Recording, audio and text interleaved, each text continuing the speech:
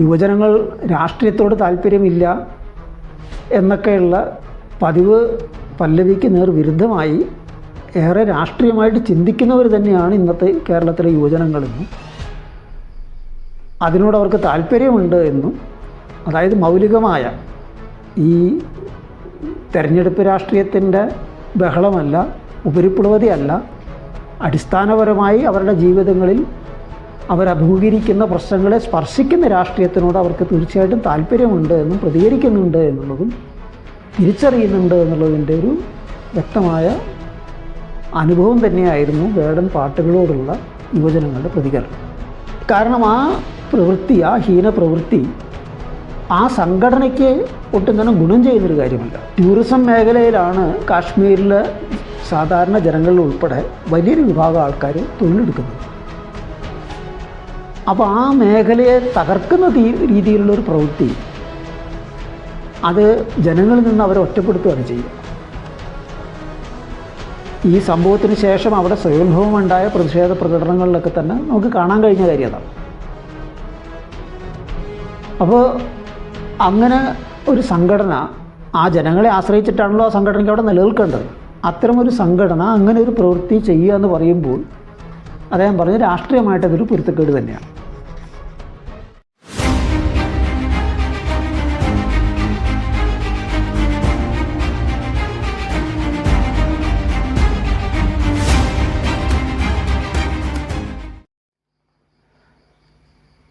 നേരും നിറവും പ്രഭാഷണ പരമ്പരയിലേക്ക് സ്വാഗതം. ഈ ആഴ്ച കേരളത്തിൽ യുവത്വത്തിന് നേരെയുള്ള ഭരണകൂട അക്രമത്തിൻ്റെ 2 സംഭവങ്ങളാണ് ഉണ്ടായിട്ടുള്ളത്. അതിൽ വ്യാപകമായി ശ്രദ്ധിക്കപ്പെട്ടത് ഒന്ന് വേടൻ്റെ അറസ്റ്റായിരുന്നു. കഞ്ചാവ് പിടിക്കാനെന്നും പറഞ്ഞ് ചെന്ന പോലീസ് പുലിനഖം കണ്ട് പിന്നെ അത് പുലിനഖ കേസായി മാറുകയും അത് ഉടനെ തന്നെ ഫോറസ്റ്റുകാർ അവിടെ എത്തി വേടനെ കസ്റ്റഡിയിലെടുക്കുകയും ഒക്കെ ചെയ്ത് നമ്മൾ കണ്ടതാണ്. ഇപ്പോൾ ജാമ്യം കിട്ടി ഇറങ്ങിയിട്ടുണ്ട്. ആ സംഭവത്തിൽ ആദ്യം വനംവകുപ്പ് മന്ത്രിയുടെ പ്രതികരണവും വനംവകുപ്പിലെ ഉദ്യോഗസ്ഥരെ ന്യായീകരിച്ചുകൊണ്ടുള്ള പ്രതികരണവും ഇന്ന് അവരെ തള്ളിപ്പറഞ്ഞുകൊണ്ടുള്ള പ്രതികരണവും നമ്മൾ കണ്ടു. വ്യക്തമായും ഭരണാധികാരികൾ പ്രതീക്ഷിക്കാത്ത തരത്തിലുള്ള ഒരു പിന്തുണ അത് യുവജനങ്ങൾക്കിടയിൽ നിന്ന് മാത്രമല്ല, അല്ലാത്ത പല പ്രമുഖ വ്യക്തിത്വങ്ങളിൽ നിന്നുമുള്ള പിന്തുണ വന്നതോടുകൂടി ഇത് അപകടമാണ്, തങ്ങൾക്ക് തിരിച്ചടിയാകും എന്ന ബോധ്യമുണ്ടായതോടുകൂടിയാണ് ഇടതുപക്ഷ ജനാധിപത്യ മുന്നണി സർക്കാരിൻ്റെ ഇടപെടലിലൂടെ, രാഷ്ട്രീയ ഇടപെടലിലൂടെ ജാമ്യവും അതുപോലെ തന്നെ കേസിന് തുടർന്ന് അന്വേഷണമൊക്കെ തൽക്കാലം വേണ്ട എന്നുള്ള ധാരണയിലേക്ക് എത്തിയിരിക്കുന്നു. കാരണം വേടൻ്റെ അറസ്റ്റോടുകൂടി വ്യാപകമായി ഉയർന്നു വന്നൊരു ചർച്ചയുണ്ട്. നിയമം പ്രയോഗിക്കുന്നതിൻ്റെ ഇരട്ടത്താപ്പിനെ കുറിച്ചുള്ളൊരു ചർച്ച. മോഹൻലാലിൻ്റെ ആനക്കൊമ്പ് കേസ് എല്ലാവർക്കും അറിയാവുന്ന കാര്യമാണ്. പിന്നെ അതിന് പുറകെ ഇവിടെയുള്ള പല പ്രമുഖന്മാരും, കേന്ദ്രമന്ത്രി ഉൾപ്പെടെയുള്ള പല പ്രമുഖ വ്യക്തികളും പുലിനഖമാലയായിട്ട് നടക്കുന്നതിൻ്റെ പടങ്ങളും വരാൻ തുടങ്ങി. അപ്പോൾ ന്യായമായും ഇവരൊക്കെ തന്നെ ഉടനെ തന്നെ പോലീസ്, വനം വകുപ്പ് പോയി പിടിച്ച് കൊണ്ടുവന്ന് കസ്റ്റഡിയിലെടുക്കേണ്ട കാര്യമാണ്. അപ്പോൾ അവർ പുലിനഖവും ആനക്കൊമ്പുമൊക്കെ ആയിട്ട് സുഖമായിട്ട് കഴിയുമ്പോൾ വേടന് നേരെ മാത്രം എന്തുകൊണ്ട് ഈ തിരക്കിട്ട നടപടി എന്നൊരു ചോദ്യം സ്വാഭാവികമായിട്ട് ഉയർന്നു വന്നിട്ടുണ്ട്, വ്യാപകമായി ചർച്ച ചെയ്യപ്പെട്ടിട്ടുണ്ട്. അതിൻ്റെ ജാതീയ തലങ്ങൾ, അതുപോലെ തന്നെ വേടൻ്റെ പാട്ടിൻ്റെ ഉള്ളടക്കം, അത് അധികാരികൾക്കിടയിൽ ഉണ്ടാക്കുന്ന ചൊറിച്ചിൽ, അസ്വസ്ഥത, ഇതൊക്കെ തന്നെ വളരെ വ്യാപകമായിട്ട് ചർച്ച ചെയ്യപ്പെടുന്നൊരവസ്ഥയുണ്ടായി. ആ ചർച്ച തുടർന്നും മുന്നോട്ട് പോയി കഴിഞ്ഞാൽ വളരെ പ്രകടമായൊരു ധ്രുവീകരണം തങ്ങളുടെയൊക്കെ തന്നെ അണികൾക്കിടയിൽ, യുവജനങ്ങൾക്കിടയിൽ തന്നെ വലിയൊരു ധ്രുവീകരണത്തിനത് വഴിവെക്കുമെന്ന് അറിഞ്ഞുകൊണ്ട് തന്നെയാണ് രാഷ്ട്രീയ നേതൃത്വങ്ങൾ, അതായത് ഭരണ നേതൃത്വങ്ങൾ ഇടപെട്ട് പ്രശ്നം മറ്റൊരു വഴിക്ക് പെട്ടെന്ന് തീർത്തു വിട്ടത്. അപ്പോൾ എന്തുകൊണ്ടാണ് വേടൻ്റെ പാട്ടുകൾക്ക് ഇത്രമാത്രം സ്വീകാര്യത കിട്ടിയത് നമ്മൾ ആലോചിക്കേണ്ടതുണ്ട്. കാരണം ആ പാട്ടിലൂടെയാണ് വേടൻ സ്വീകാര്യനായത്. വേടനെ കാൽക്കേണ്ടതുണ്ട്, വേടനൊപ്പം നിൽക്കേണ്ടതുണ്ട്, ഇവർ ഈ പറയുന്ന കഥകൾ കേട്ട് എന്നും പറഞ്ഞ് കൈയൊഴിയല്ല വേണ്ടത് എന്നൊരു ബോധ്യം വരുന്നത് ആ പാട്ടുകളുടെ ശക്തി കൊണ്ട് തന്നെയാണ്. കാരണം അതിവിടുത്തെ മർദ്ദിതരുടെ രോദനമാണത്, ആക്രോശമാണത്. അതിൽ യുവജനങ്ങളുടെ ദൃഢമായ നിലപാടുകളാണ്, അവരുടെ ആഗ്രഹങ്ങളാണത് പ്രകടിപ്പിക്കുന്നത്, അവരുടെ പ്രതിഷേധങ്ങളാണത് പ്രകടിപ്പിക്കുന്നത്. അപ്പോൾ അതുകൊണ്ട് തന്നെ അത് യുവജനങ്ങൾക്കിടയിൽ ഏറെ സ്വീകാര്യമായി എന്നുള്ളത് സ്വാഭാവികം തന്നെയാണ്.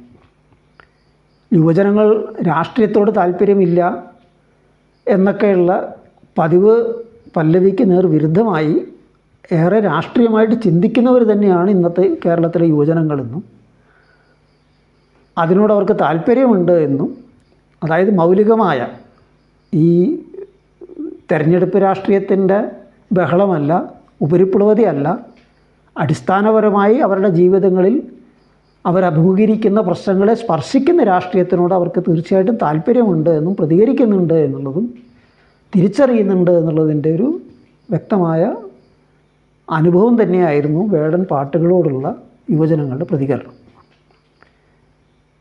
ആ പാട്ടുകൾ നമ്മുടെ സമൂഹത്തിൽ അടിസ്ഥാന വർഗങ്ങളുടെ താല്പര്യങ്ങളെ മുൻനിർത്തി, മർദ്ദിതരുടെ താല്പര്യങ്ങളെ മുൻനിർത്തി, മർദ്ദിത ജാതികളുടെ താല്പര്യങ്ങളെ മുൻനിർത്തി, ആദിവാസികളുടെ താല്പര്യങ്ങളെ മുൻനിർത്തി, എന്ന് വെച്ചാൽ സമൂഹത്തിൻ്റെ അടിത്തട്ടിൻ്റെ താല്പര്യങ്ങളെ മുൻനിർത്തി നടക്കേണ്ട ഇടപെടലുകൾ ഇവിടെ നടക്കുന്നില്ല.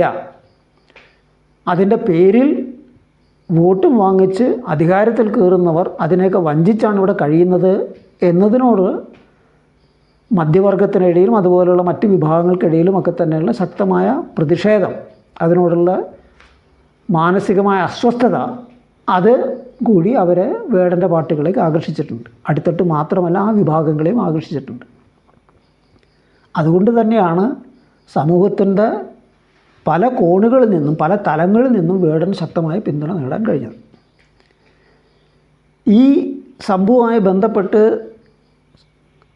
ശ്രദ്ധിക്കേണ്ട ഒരു കാര്യമുണ്ട്. അത് ആദ്യമായിട്ട് കേസ് തുടങ്ങുന്നത് കഞ്ചാവിൽ നിന്നാണ്.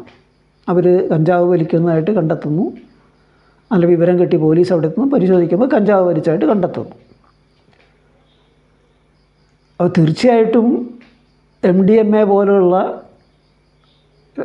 രാസപദാർത്ഥങ്ങൾ ഉണ്ടാക്കുന്ന ഡ്രഗ്സും അതുപോലെ തന്നെ കഞ്ചാവും ഒരേ തട്ടിൽ നമുക്ക് കാണാൻ പറ്റില്ല, വ്യത്യസ്തമാണത്.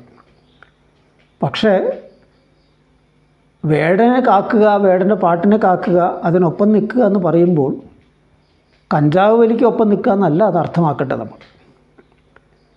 കാരണം ഒരർത്ഥത്തിൽ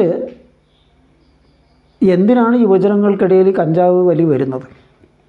തുടക്കത്തിൽ അത് മറ്റുള്ളവർ ചെയ്യുന്നു, അതിനൊന്ന് അനുകരിക്കാനുള്ള ആഗ്രഹം, ഒരു ത്രില്ല്, എന്താ അതൊന്ന് അനുഭവിച്ച് നോക്കണമല്ലോ എന്നുള്ള ആഗ്രഹം, അങ്ങനെ പല പല കാര്യങ്ങളാണ്.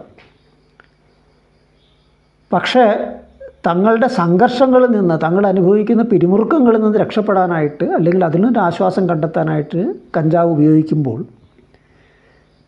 അത് പിന്നെ ഒരു വിധേയത്വമായിട്ട്, അതിനോട് കീഴ്പ്പെടുന്നതായിട്ട് ഒരു അവസ്ഥയായിട്ട് മാറും.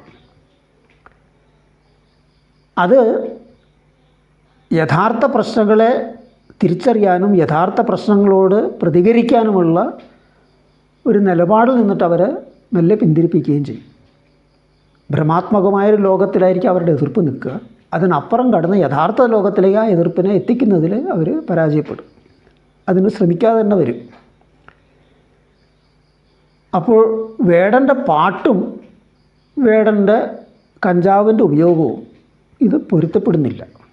ഇത് പറയാതിരിക്കാൻ നിവൃത്തിയില്ല. കാരണം ആ പാട്ട് ആവശ്യപ്പെടുന്നത് ആനുകാലിക ലോകത്തോടുള്ള, സമകാലിക ലോകത്തോടുള്ള തൻ്റെ ചുറ്റുപാടുകളോടുള്ള പ്രതികരണമാണ്, ശക്തമായ പ്രതികരണമാണ്. ധിക്കാരപൂർവമായി അതിനെ ചോദ്യം ചെയ്യാനുള്ള തൻ്റെ ഇടമാണ്. അത് ഈ കഞ്ചാവ് വലിയായിട്ട് പൊരുത്തപ്പെടുന്ന കാര്യമല്ല. അതുകൊണ്ട് വേടനൊപ്പം നിൽക്കുക എന്ന് പറയുമ്പോൾ അത് കഞ്ചാവിനൊപ്പം നിൽക്കലല്ല എന്ന് നമ്മൾ തിരിച്ചറിയേണ്ടതുണ്ട്, വേർതിരിക്കേണ്ടതുണ്ട്. പക്ഷേ അതേസമയം തന്നെ കഞ്ചാവ് വലിച്ചു എന്ന് പറഞ്ഞാൽ എന്തോ ഒരു വലിയൊരു അപരാധമാണ് എന്നുള്ള മട്ടിൽ കൈകാര്യം ചെയ്യുന്ന, അങ്ങനെ സമീപിക്കുന്ന വിഷയത്തോടും തീർച്ചയായിട്ടും നമുക്ക് എതിർക്കേണ്ടതുണ്ട്. കേരളത്തെ സംബന്ധിച്ചിടത്തോളം ഇപ്പോൾ എൻ്റെയൊക്കെ കുട്ടിക്കാലം പറയുകയാണെങ്കിൽ, അതായത് കോളേജിലേക്കൊക്കെ എത്തുന്നതിന് മുമ്പ് തന്നെയുള്ള കാലം പറയുകയാണെങ്കിൽ, നാട്ടും പുറത്ത് പല കാരണവന്മാരും സ്വാഭാവികമായിട്ട് ഉപയോഗിക്കാറുള്ള സാധനമാണ്. അത് വലിയൊരു പ്രശ്നമായിട്ട് ആരും കണ്ടിട്ടില്ല. കോളേജിലാണെങ്കിലും ഹോസ്റ്റലുകളിലൊക്കെ തന്നെ അത് വ്യാപകമായിട്ട് ആൾക്കാർ ഉപയോഗിക്കാറുണ്ട്. വളരെ അപൂർവം ആൾക്കാർ മാത്രമാണ് അതിന് പൂർണ്ണമായിട്ട് കീഴ്പ്പെട്ടതായിട്ട് ഞാൻ കണ്ടിട്ടുള്ളൂ. പക്ഷെ ആ പ്രയോഗവും ഞാൻ ഈ നേരത്തെ പറഞ്ഞ രാസപദാർത്ഥങ്ങളുടെ ഡ്രഗ്സിൻ്റെ ഉപയോഗം തമ്മിൽ വ്യത്യാസമുണ്ട്. അതേപോലെ തന്നെ ഇതിൻ്റെ കച്ചവടത്തിലൂടെ പണമുണ്ടാക്കി സമ്പാദ്യമുണ്ടാക്കാൻ നടത്തുന്ന ശ്രമങ്ങൾ, അപ്പോൾ അതിൻ്റെ വിതരണ ശൃംഖലയുടെ ഒക്കെ ഭാഗമായിട്ട് മാറിക്കൊണ്ടിരിക്കുന്ന ശ്രമങ്ങൾ നമ്മൾ കളമശ്ശേരി പോളിടെക്നിക്കിൽ കണ്ടതുപോലെ അതിൻ്റെ സ്വഭാവം മറ്റൊന്നാണ്. അപ്പോൾ ഇതിനൊക്കെ വേർതിരിച്ച് കാണാൻ നമുക്ക് കഴിയണം. കഞ്ചാവ് എന്ന് കേൾക്കുമ്പോൾ കഞ്ചാവ് വലിച്ചോ എന്നും പറഞ്ഞിട്ടുള്ള മറ്റുള്ളൊരു പ്രതികരണം, അതെന്തോ ഭയങ്കര അപരാധം ചെയ്തു എന്നുള്ള മറ്റുള്ള പ്രതികരണം, അത് ഒട്ടും ശരിയായൊരു കാര്യമല്ല. അത് ഈ സമൂഹത്തിൻ്റെ യാഥാസ്ഥിതിക ബോധത്തെ, കപടമായ യാഥാസ്ഥിതിക ബോധം, കപടം എന്ന് പറയും കാരണം അതിനെക്കാട്ടിലും മാരകമായ പല ലഹരി വസ്തുക്കൾ അത് ഉപയോഗിക്കുന്നുണ്ട്.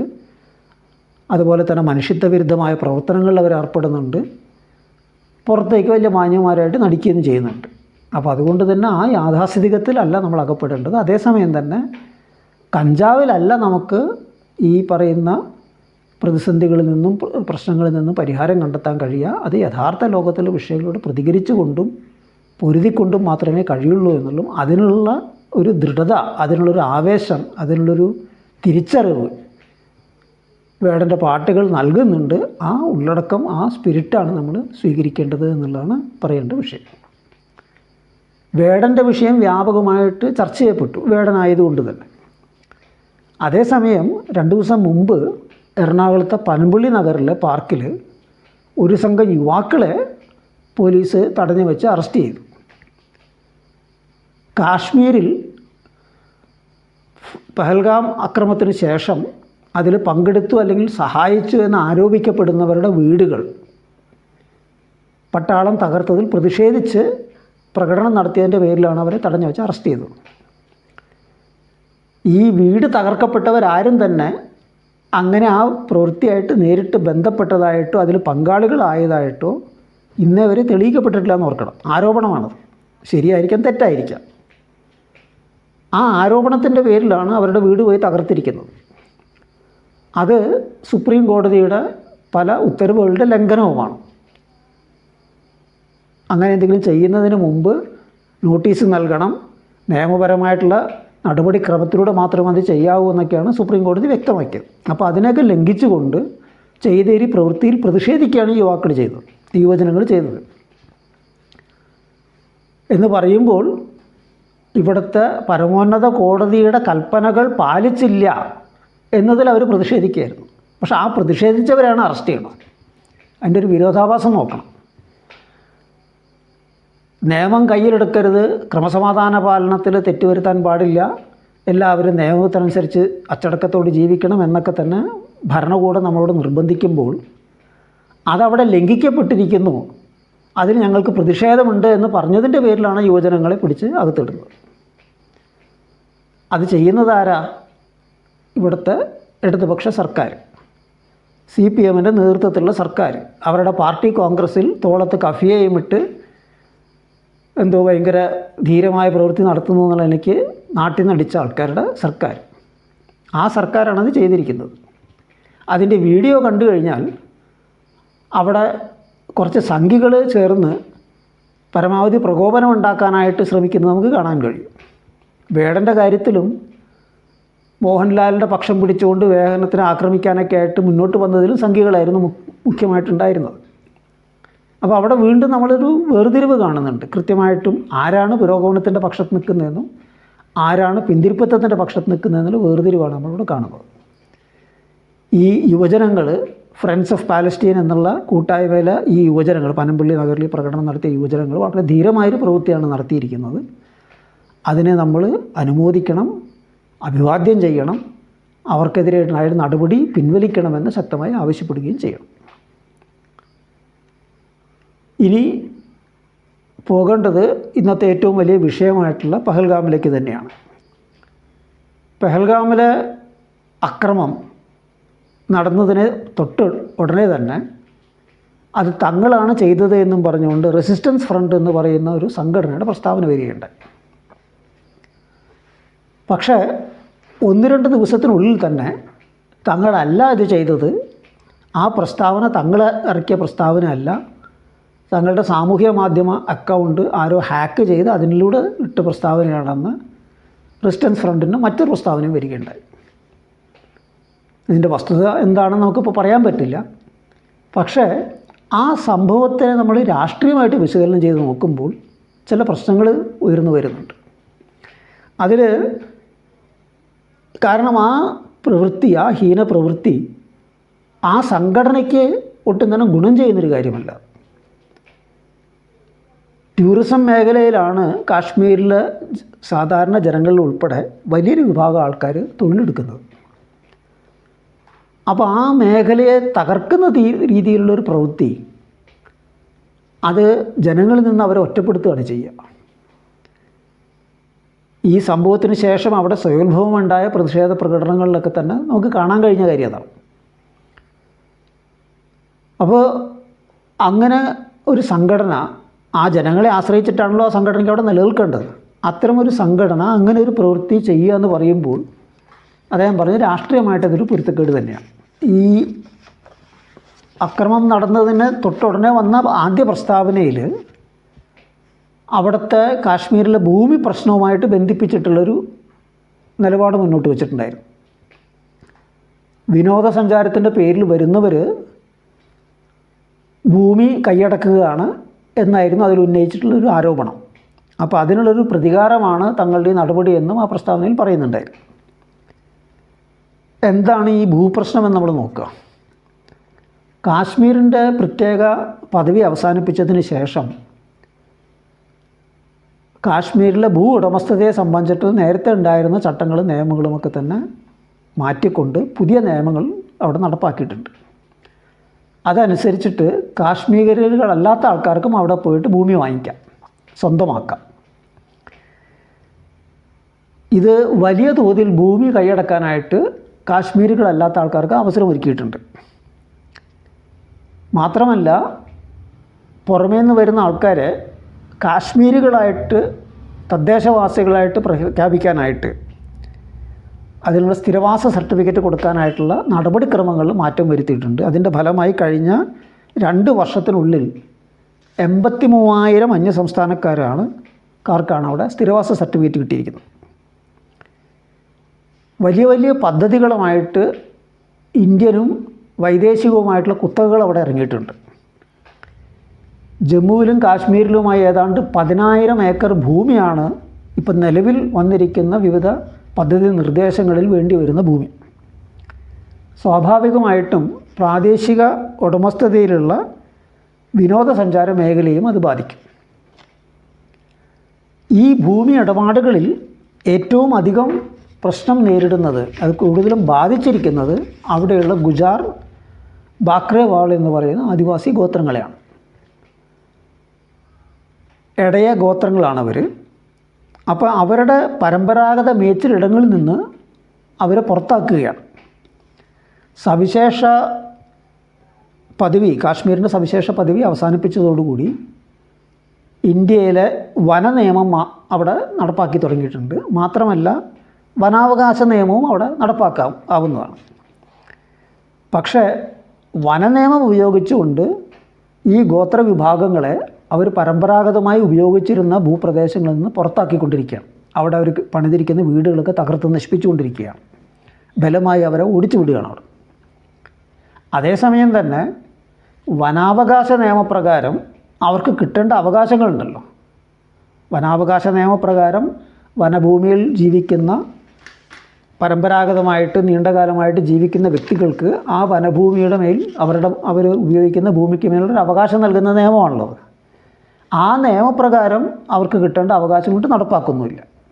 അപ്പോൾ പുറത്താക്കാൻ നിയമം ഫലപ്രദമാണ്, അവരുടെ അവകാശങ്ങൾ ഉറപ്പിക്കാനാകട്ടെ ആ നിയമം ഒട്ട് പ്രയോഗിക്കുന്നുമില്ല.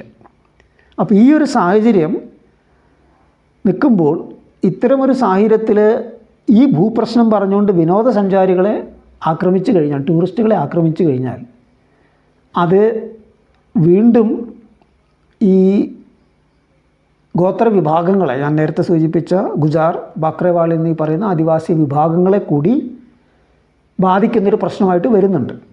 അവരുടെ പങ്കാളിത്തം, അങ്ങനെയുള്ള ചർച്ചകളും മാധ്യമങ്ങൾ ഉയർന്നു വന്നിട്ടുണ്ടായിരുന്നു. അപ്പോൾ ചുരുക്കത്തിൽ ആ കോണിൽ നിന്ന് നോക്കിക്കഴിഞ്ഞാലും പ്രാദേശികമായിട്ട് ഏത് വിഭാഗങ്ങളുടെ പിന്തുണയോടുകൂടിയാണോ ഈ പറയുന്ന റെസിസ്റ്റൻസ് ഫ്രണ്ട് ഉൾപ്പെടെയുള്ള സംഘടനകൾ പ്രവർത്തിക്കേണ്ടത്, ആ വിഭാഗങ്ങളെ അകറ്റുന്ന ഒരു പ്രവൃത്തിയായിട്ട് ഇത് മാറുകയാണ് ചെയ്യുന്നത്.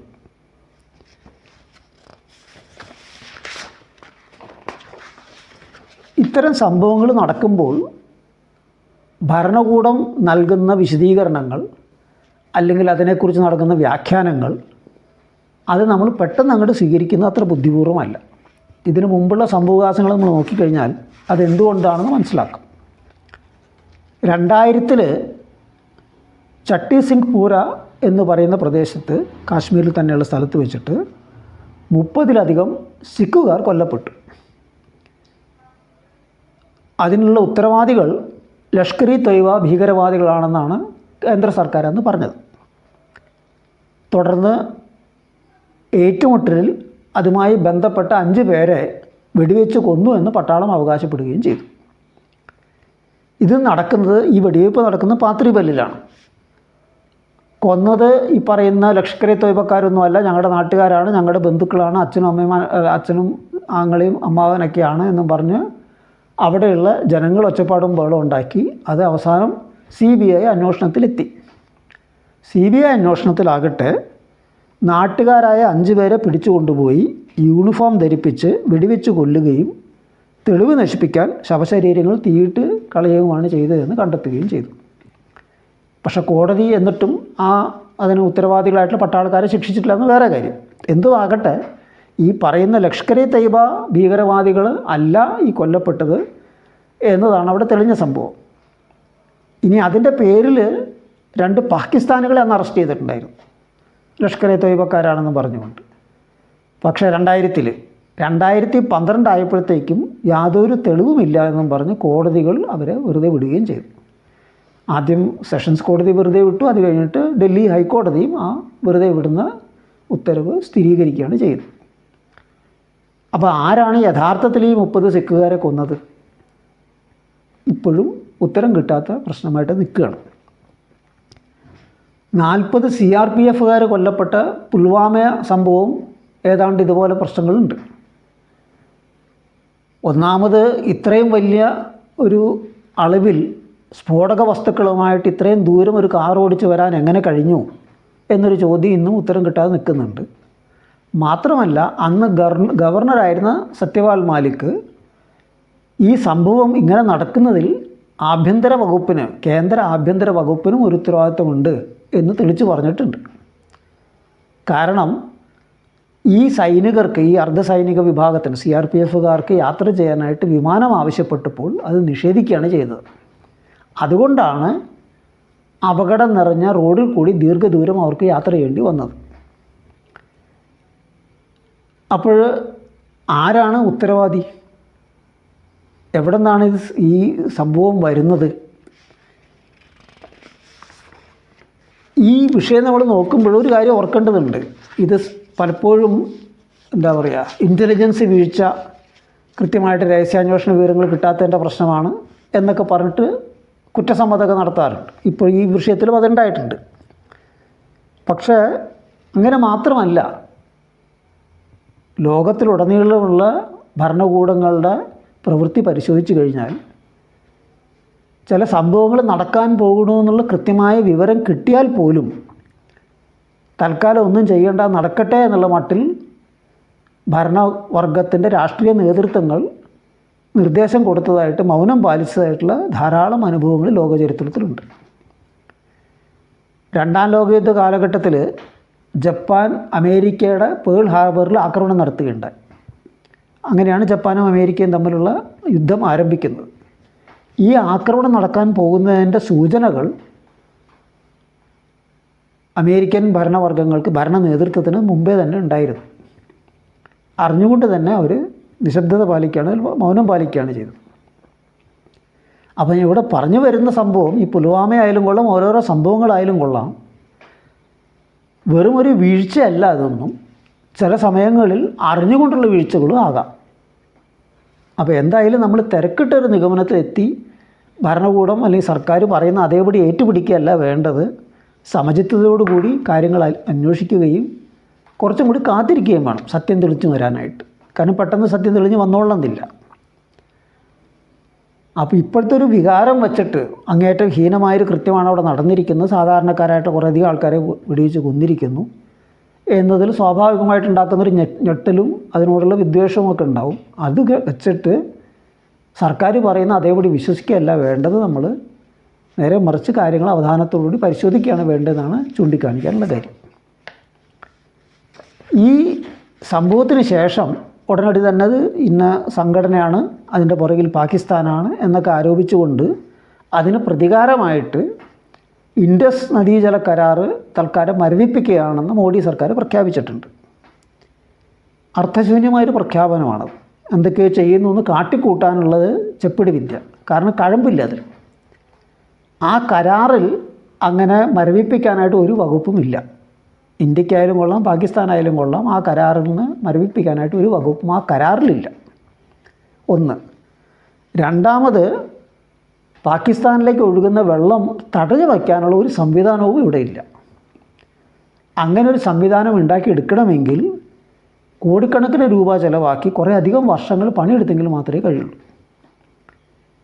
അപ്പോൾ ഞങ്ങളിത് ആ കരാറ് മരവിപ്പിച്ചു എന്ന് പറയുമ്പോൾ ഫലത്തിലൊരു മാറ്റവും അവിടെ ഉണ്ടാകാൻ പോകുന്നില്ല. മരവിപ്പിച്ചു എന്ന് പറഞ്ഞു വയ്ക്കുകയല്ല, നേരെ മറിച്ച് പാകിസ്ഥാന് മൂലയിൽ കൂടിയുള്ള ഇന്ത്യൻ വിമാനങ്ങളുടെ യാത്ര തടയുന്നു എന്ന് പാകിസ്ഥാൻ പ്രഖ്യാപിക്കുമ്പോൾ അത് ഫലത്തിൽ വരുന്നൊരു കാര്യമാണ്. അതിൻ്റെ ദ്രോഹവും നഷ്ടവും ഒക്കെ തന്നെ ഇവിടുത്തെ ജനങ്ങൾ തന്നെ അനുഭവിക്കേണ്ടിയും വരുന്നുണ്ട്. ഇനി വേറൊരു കാര്യം കൂടി ഉണ്ട്. ഈ നദീജല കരാറ് മരവിപ്പിക്കുന്നു എന്ന് പറയുമ്പോൾ രാജ്യാന്തര നദീജലത്തിൻ്റെ ഇതിൽ പിടിച്ചുകൊണ്ടുള്ള നയതന്ത്രം അല്ലെങ്കിൽ സമ്മർദ്ദതന്ത്രങ്ങൾക്കുള്ള ഈ ഏർപ്പാട് ഇന്ത്യക്ക് തന്നെ വലിയ അപകടമായിട്ട് വരാനുള്ള സകല സാധ്യതയുണ്ട്. കാരണം ഇതൊരു മാതൃക സൃഷ്ടിക്കുകയാണ്. ഒരു പ്രശ്നമുണ്ടായിക്കഴിഞ്ഞാൽ അതിൽ നടപടി എന്നുള്ളതെങ്കിൽ ഇത് ചെയ്യാം, അതിൽ തെറ്റൊന്നുമില്ല എന്നൊരു മാതൃക അവിടെ സൃഷ്ടിക്കുകയാണ്. ഇതേ മാതൃക ചൈന പിൻപറ്റുകയാണെങ്കിലോ? ബ്രഹ്മപുത്ര നദി ഉറവിടം ചൈനയിലാണ്. അപ്പോൾ ആ ഉറവിടത്തിൽ അവരൊരു അണക്കെട്ട് പണിയുന്നുണ്ട്. അതിനെതിരെ ഇന്ത്യയും ബംഗ്ലാദേശൊക്കെ തന്നെ ശബ്ദിച്ചിട്ടുണ്ട്. അപകടമാണത്, പ്രശ്നമാണെന്നൊക്കെ പറഞ്ഞിട്ട് ഇങ്ങോട്ടുള്ള വെള്ളത്തിൻ്റെ ഒഴുക്കിനെ തടയും, അല്ലെങ്കിൽ അത് കൂട്ടി വെച്ചിട്ട് ഒഴുക്കും, അങ്ങനെ പല പല വിഷയങ്ങൾ ഉന്നയിച്ചിട്ടുണ്ട്.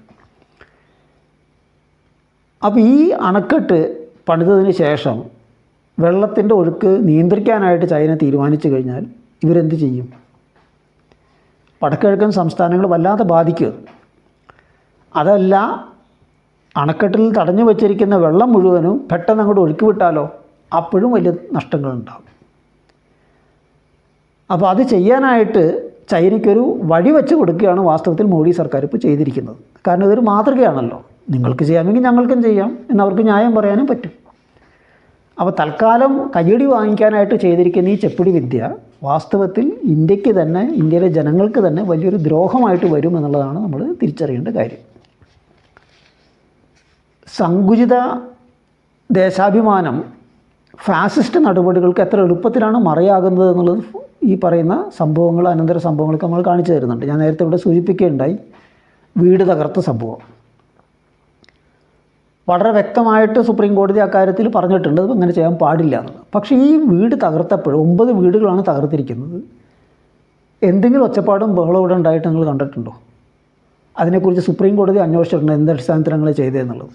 യു പിയിലും മറ്റും വീട് തകർത്തപ്പോഴത്തെ സുവമോട്ടോ കേസെടുത്ത സുപ്രീം കോടതി ഇവിടെ എന്തുകൊണ്ട് നിശബ്ദമായി? അതുപോലെ മനുഷ്യാവകാശ സംഘടനകൾ, പൗരാവകാശ പ്രവർത്തകർ, വലിയൊരു വിഭാഗം എന്തുകൊണ്ട് നിശബ്ദമായി? കാരണം തകർത്തിരിക്കുന്ന ആരുടെ വീടുകളാണ്? ഈ പറയുന്ന പഹൽഗാമിലെ അക്രമത്തിൽ പങ്കാളികളാണെന്ന് ആരോപിക്കപ്പെട്ട ആൾക്കാരുടെ വീടുകൾ.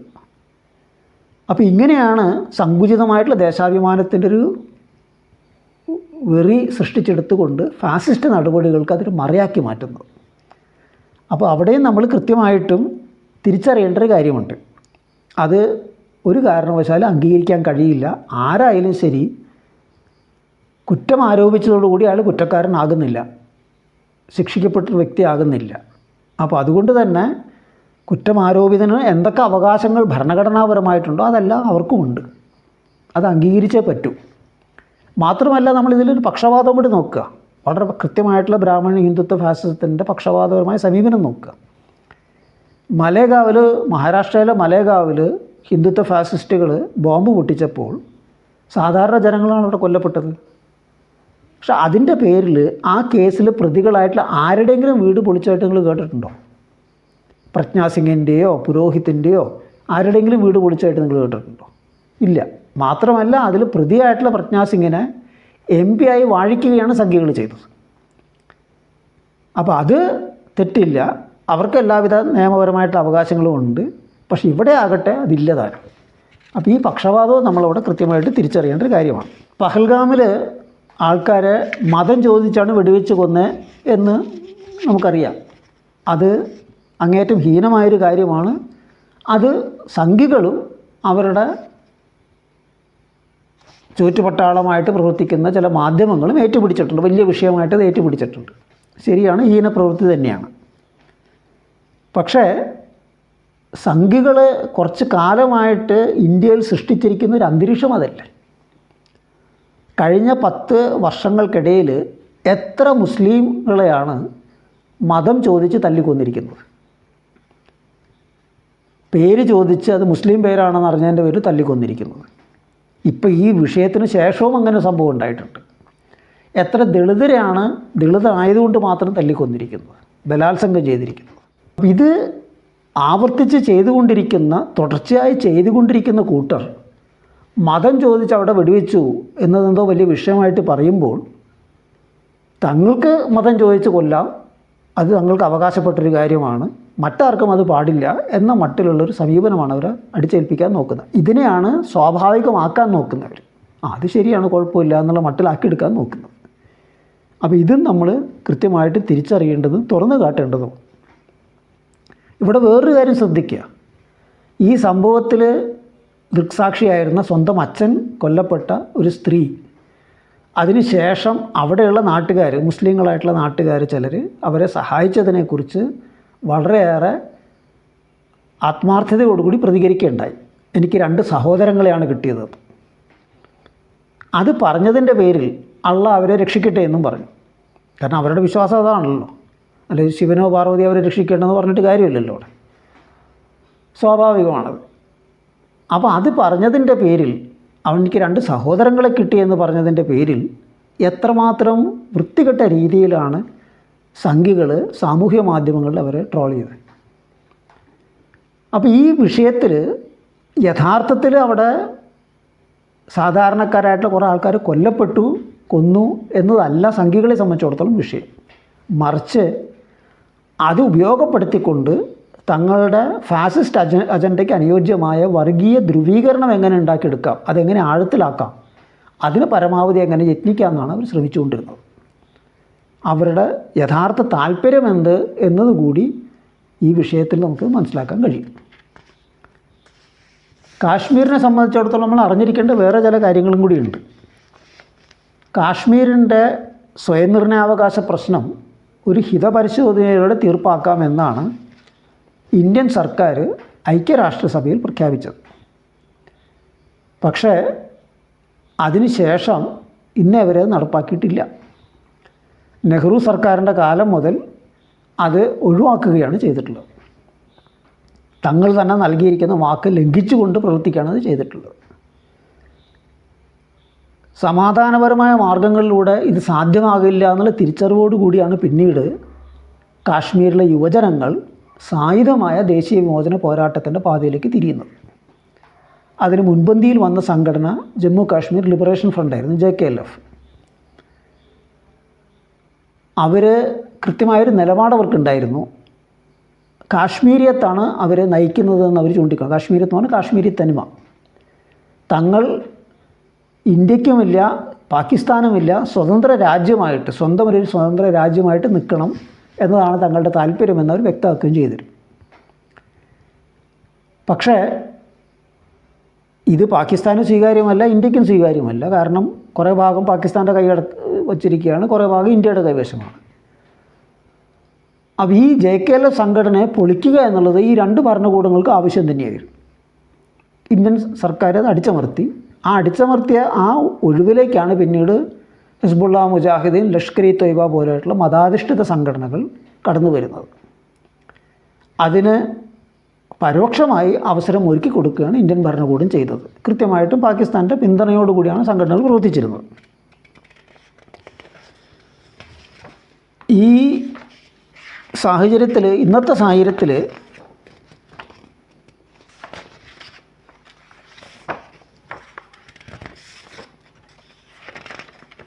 ആക്രമണത്തിൻ്റെ പുറകിൽ പാകിസ്ഥാനാണ് എന്ന് പറഞ്ഞുകൊണ്ട് പാകിസ്ഥാനെതിരെ സൈനിക നീക്കങ്ങൾക്ക് വേണ്ടി ഒരുങ്ങിക്കൊണ്ടിരിക്കുകയാണ് ഇന്ത്യൻ ഭരണകൂടം. അപ്പോൾ കാശ്മീരിലെ സായുധ പോരാട്ടത്തിൽ ഏർപ്പെട്ടിരിക്കുന്ന ചില സംഘടനകൾക്ക് പാകിസ്ഥാൻ്റെ പിന്തുണയുണ്ടെന്നുള്ളത് തർക്കമറ്റ കാര്യമാണ്. പക്ഷേ ഇത്തരത്തിലുള്ള ഇടപെടലുകൾ പാകിസ്ഥാൻ മാത്രം ചെയ്യുന്ന കാര്യമാണോ? കുറച്ച് പുറകോട്ടൊന്ന് ചിന്തിച്ചു നോക്കാം. നമ്മൾ 1971 ഡിസംബറിൽ ഇന്ത്യ പാക് യുദ്ധം, ആ യുദ്ധം തുടങ്ങുന്നതിന് ഏതാണ്ട് 6-7 മാസങ്ങൾക്ക് മുമ്പ് തന്നെ ഇന്ത്യൻ സൈന്യത്തിലെ ഉന്നത ഓഫീസർമാരുൾപ്പെടെയുള്ള ആൾക്കാർ അന്ന് കിഴക്കൻ പാകിസ്ഥാനായിരുന്ന പ്രദേശത്തേക്ക് കടക്കുകയും പാകിസ്ഥാൻ ഭരണകൂടത്തിനെതിരെ സായുധ പോരാട്ടം നടത്തിക്കൊണ്ടിരിക്കുന്ന ബംഗ്ലാദേശി വിമോചന പോരാളികളെ സഹായിക്കുകയും ചെയ്തിട്ടുണ്ട്. പക്തൂൺ പ്രദേശത്ത് പറഞ്ഞാൽ പാകിസ്ഥാനുള്ള പക്തൂൺ പ്രദേശത്ത് പാകിസ്ഥാൻ ഭരണകൂടത്തിനെതിരെ പൊരുതുന്ന തെഹ്രീക്ക്-ഇ-താലിബാൻ എന്ന് പറയുന്ന സംഘടനയും അതേപോലെ ബലൂചിസ്ഥാനിൽ വിമോചന പോരാളികളുമായിട്ടും ഇന്ത്യൻ ഭരണകൂടത്തിന് ബന്ധമുണ്ട് എന്ന് പല റിപ്പോർട്ടുകളും വന്നിട്ടുണ്ട്. 20ഓളം പാകിസ്ഥാൻ സൈനികരെ തെഹ്രീക്ക്-ഇ-താലിബാൻ വധിച്ചതിന് പ്രതികാരമായി പാകിസ്ഥാൻ വ്യോമസേന അഫ്ഗാനിസ്ഥാനിൽ അവരുടെ ആസ്ഥാനത്ത് പോയി ബോംബിടുകയുണ്ടായി. ഇതേ കാര്യമാണ് ഇന്ത്യ ബാലാക്കോട്ടിൽ ചെയ്തത്, പുലാമ സംഭവത്തിന് പ്രതികാരമായിട്ട്. പക്ഷേ പാകിസ്ഥാൻ അഫ്ഗാനിസ്ഥാനിൽ പോയി ബോംബിട്ട് കഴിഞ്ഞപ്പോഴത്തേക്കും അതിനെ അപലപിക്കുകയാണ് ഇന്ത്യൻ ഭരണകൂടം ചെയ്തത്. അപ്പോൾ അന്യരാജ്യങ്ങളിൽ പോയി ആക്രമണം നടത്തുന്നതിലും തിരിച്ച് മറ്റുള്ള രാജ്യങ്ങൾ ഇങ്ങോട്ട് ഇടപെടുമ്പോൾ അത് വലിയൊരു ഇടപെടലായിട്ട് ബഹളം വയ്ക്കുകയും ചെയ്യുന്ന പതിവ് ഈ പറയുന്ന എല്ലാ രാജ്യങ്ങളിലും ഭരണകൂടങ്ങൾക്ക് ഉള്ളൊരു കാര്യമാണ്. അതിൽ അപ്പുറം കടന്ന് വേണം നമ്മൾ കാര്യങ്ങൾ മനസ്സിലാക്കാനായിട്ട്. കപട രാജ്യസ്നേഹം കുത്തിയിളക്കി വിട്ട് തങ്ങളുടെ യുദ്ധനീക്കങ്ങൾ അണിനിരക്കാനായിട്ട് നമ്മൾ പ്രേരിപ്പിക്കുന്ന ഭരണവർഗ്ഗങ്ങളുടെ ഇമാരുള്ള ഇടപാടുകൾ തിരിച്ചറിയുക തന്നെ വേണം, നമ്മൾ കരുതിയിരിക്കുകയും വേണം. കാരണം യുദ്ധം കൊണ്ട് ഗുണമുണ്ടാവുക സാമ്രാജ്യത്വ ആയുധ കച്ചവടക്കാർക്കും അതുപോലെ തന്നെ ഈ രാജ്യങ്ങളിലെ ദല്ലാൾ ഭരണാധികാരികൾക്കും മാത്രമാണ്. വേറൊരു കാര്യം കൂടി നമ്മൾ ശ്രദ്ധിക്കേണ്ടതുണ്ട്. പാകിസ്ഥാനെതിരെ സൈനിക നീക്കം നടത്താനായിട്ട് ബഹുജനാഭിപ്രായം സൃഷ്ടിക്കാൻ ശ്രമിക്കുന്ന മോഡി സർക്കാർ ഇത് ചെയ്യുമ്പോൾ തന്നെ ഇതിനിടയിൽ തന്നെ ഇന്ത്യക്കകത്ത് ഇന്ത്യൻ ജനങ്ങൾക്കെതിരെ അതിൻ്റെ വായുസേന ഉപയോഗിച്ച് ബോംബാക്രമണം നടത്തിക്കൊണ്ടിരിക്കുകയാണ്. ഹെലികോപ്റ്ററുകളും ഡ്രോണുകളൊക്കെ ഉപയോഗിച്ചുകൊണ്ട്. ഛത്തീസ്ഗഡിൽ കുറച്ച് മാസമായിട്ട് ഇതാണ് നടന്നുകൊണ്ടിരിക്കുന്നത്. ഓപ്പറേഷൻ കഗാർ എന്ന പേരിൽ ലക്ഷത്തിലധികം അർദ്ധസൈനിക പോലീസ് വിഭാഗങ്ങളെ അണിനിരത്തിക്കൊണ്ട് അത് അവിടെ ഒരു നരഹത്യയിൽ ഏർപ്പെട്ടിരിക്കുകയാണ്. തുടർച്ചയായിട്ട് ആക്രമണം നടത്തിക്കൊണ്ടിരിക്കുകയാണ്. CPI മാവോയിസ്റ്റിനെയും അത് നേതൃത്വം നൽകുന്ന PLGA ജനകീയ വിമോചന ഗറില്ല സൈന്യത്തെയും നശിപ്പിക്കുകയാണ് തങ്ങളുടെ ലക്ഷ്യമെന്ന് പറയുന്നുണ്ടെങ്കിലും യഥാർത്ഥത്തിൽ അത് ചെയ്തുകൊണ്ടിരിക്കുന്നത് അവിടുത്തെ ആദിവാസി ജനങ്ങൾക്ക് നേരെയുള്ള ആക്രമണങ്ങളാണ്, തുടർച്ചയായിട്ടുള്ള ആക്രമണങ്ങൾ. അതിനെക്കുറിച്ച് ധാരാളം വിവരങ്ങൾ ഇതിനിടയ്ക്ക് പുറത്തു വന്നിട്ടുണ്ട്. ആ മേഖലയിലുള്ള ധാതു സമ്പത്ത് കൊള്ളയടിക്കാൻ വിദേശ ഇന്ത്യൻ കോർപ്പറേറ്റുകൾക്ക് സാഹചര്യം ഒരുക്കി കൊടുക്കുകയാണ്. അതിനുവേണ്ടിയാണ് ഇതെല്ലാം ചെയ്തുകൊണ്ടിരിക്കുന്നത്. CPI മാവോയിസ്റ്റിൻ്റെ നേതൃത്വത്തിൽ അണിനിരിക്കുന്ന ആദിവാസി ജനത, അവരുടെ സായുധ ശക്തി, അവർ സ്ഥാപിച്ചിരിക്കുന്ന പ്രാദേശിക അധികാരം, ഇതെല്ലാം തന്നെ ഈ ഭരണവർഗ്ഗങ്ങളുടെ ഇത്തരം പദ്ധതികൾക്ക് തടസ്സമാണ്. അപ്പോൾ അതുകൊണ്ട് തന്നെ അതിനെ എങ്ങനെയെങ്കിലും നശിപ്പിച്ചേ പറ്റുമെന്ന് അവർ മനസ്സിലാക്കുന്നു. മാത്രമല്ല ഈ സമരശക്തിയുടെ സാന്നിധ്യം രാജ്യത്തുടനീളമുള്ള ജനങ്ങൾക്ക് മാതൃകയാകുന്നു എന്ന ആശങ്കയും ഭരണവർഗ്ഗങ്ങളെ അലട്ടുന്നുണ്ട്. അതുകൊണ്ടാണ് CPI മാവോയിസ്റ്റിനെ പ്രവർത്തകരെയും മറ്റൊക്കെ കൊന്നൊടുക്കാനായിട്ട് ശ്രമിക്കുന്നതോടൊപ്പം തന്നെ അത് ആ പ്രദേശത്തുള്ള ആദിവാസി ജനങ്ങളെ ഒന്നടങ്കം ആക്രമിച്ചുകൊണ്ടിരിക്കുന്നത്. അവരുടെ ഗ്രാമങ്ങളിൽ ബോംബിടുന്നത്, അവരെ വെടിവെച്ച് കൊല്ലുന്നത്, അവരെ അവിടെ നിന്ന് ആട്ടിപ്പായിക്കാണ് അതിൻ്റെ ലക്ഷ്യം വയ്ക്കുന്നത്. കാരണം അതിലൂടെ മാത്രമാണ് അതിൻ്റെ പദ്ധതികൾ അവർക്ക് നടപ്പാക്കാൻ കഴിയുള്ളൂ. അതോടൊപ്പം തന്നെ തങ്ങളെ ചെറുത്ത് നിൽക്കുന്ന ജനങ്ങളെ വകവച്ചേക്കില്ല, വകയിരുത്തി കളയും, അവശേഷിപ്പിക്കില്ല എന്നും കൂടി സ്ഥാപിച്ചെടുക്കാൻ അത് ആഗ്രഹിക്കുകയാണ് ചെയ്യുന്നത്. അപ്പോൾ അവിടെ നടക്കുന്ന നരഹത്യയിൽ ആശങ്കപ്പെട്ടുകൊണ്ട് പല മനുഷ്യാവകാശ സംഘടനകളും പ്രവർത്തകരും ഇരുപക്ഷവും എല്ലാവിധത്തിലുള്ള സൈനിക നീക്കങ്ങളും സായുധ നീക്കങ്ങളും ഉപേക്ഷിച്ച് സമാധാന ചർച്ച നടത്തണമെന്ന് ആവശ്യപ്പെട്ടിട്ടുണ്ട്. ഈ ആവശ്യത്തിനോട് CPI മാവോയിസ്റ്റ് അനുകൂലമായ ആണ് പ്രതികരിച്ചിരിക്കുന്നത്. ജനങ്ങളുടെ താല്പര്യം മുൻനിർത്തി അത് തങ്ങൾക്ക് സ്വീകാര്യമാണ് എന്നത് വ്യക്തമാക്കിയിട്ടുണ്ട്. മാത്രമല്ല സ്വരക്ഷയ്ക്കല്ലാതെ ആയുധങ്ങൾ ഉപയോഗിക്കരുത് എന്ന് അതിൻ്റെ അണികൾക്ക് നിർദ്ദേശവും നൽകിയിട്ടുണ്ട്. എന്ന് പറയുമ്പോൾ ഫലത്തിൽ ഏകപക്ഷീയമായൊരു വെടിനിർത്തലാണ്. പക്ഷെ ഇതൊക്കെ ഉണ്ടായിട്ടും ഈ പറയുന്ന മനുഷ്യാവകാശ സംഘടനകളുടെയും പ്രവർത്തകരുടെയും ആവശ്യം നിരന്തരമായിട്ട് ഉയർന്നു വന്നിട്ടും അതിന് വക വയ്ക്കാതെ തങ്ങളുടെ നരഹത്യാ യുദ്ധം തുടരുകയാണ് മോഡി സർക്കാർ ചെയ്തുകൊണ്ടിരിക്കുന്നത്. അപ്പോൾ ഇന്ത്യയിലെ ജനങ്ങളെ സംബന്ധിച്ചിടത്തോളം അവർ പക്ഷം പിടിക്കേണ്ടത് ഈ യുദ്ധത്തിൻ്റെ കാര്യത്തിലാണ്. കാരണം അതാണ് ഇന്ത്യയുടെ ഭാവി നിശ്ചയിക്കാൻ പോകുന്നത്. അപ്പോൾ ഇന്ന് ഇത്രയാണ് പറയാനുള്ളത്. അഭിവാദ്യങ്ങൾ.